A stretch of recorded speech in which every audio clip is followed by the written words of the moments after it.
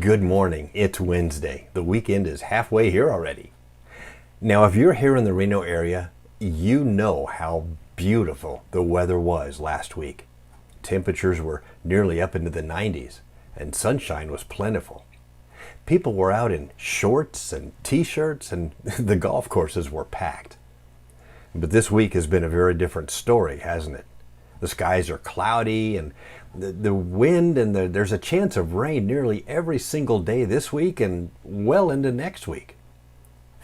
As dreary as it looks outside right now, the rain is necessary, even though I'd much prefer we had the sunshine days.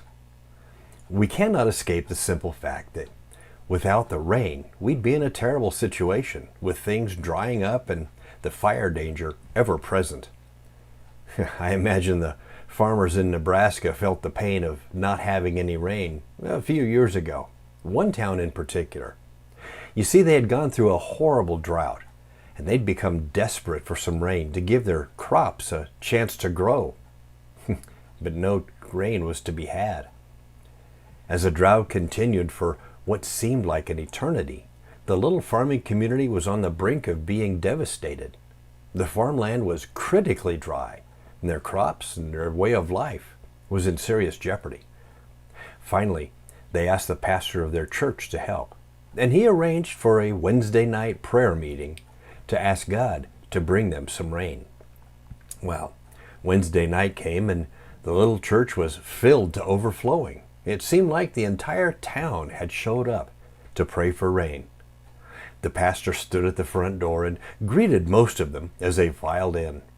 And promptly at 7 o'clock, the pastor walked to the front of the church to officially begin the meeting. And as he walked up the aisle, he noticed that most people were visiting and chatting with one another, socializing with friends. When he reached the front, his thoughts were on quieting the people and starting the meeting. He scanned the crowd and asked for quiet. But there in the front row, the pastor noticed an 11-year-old girl sitting quietly by herself. Her face was beaming with excitement, a smile from ear to ear. Next to her, open and ready for use, was a very colorful and extremely large umbrella. She was holding onto the handle tightly.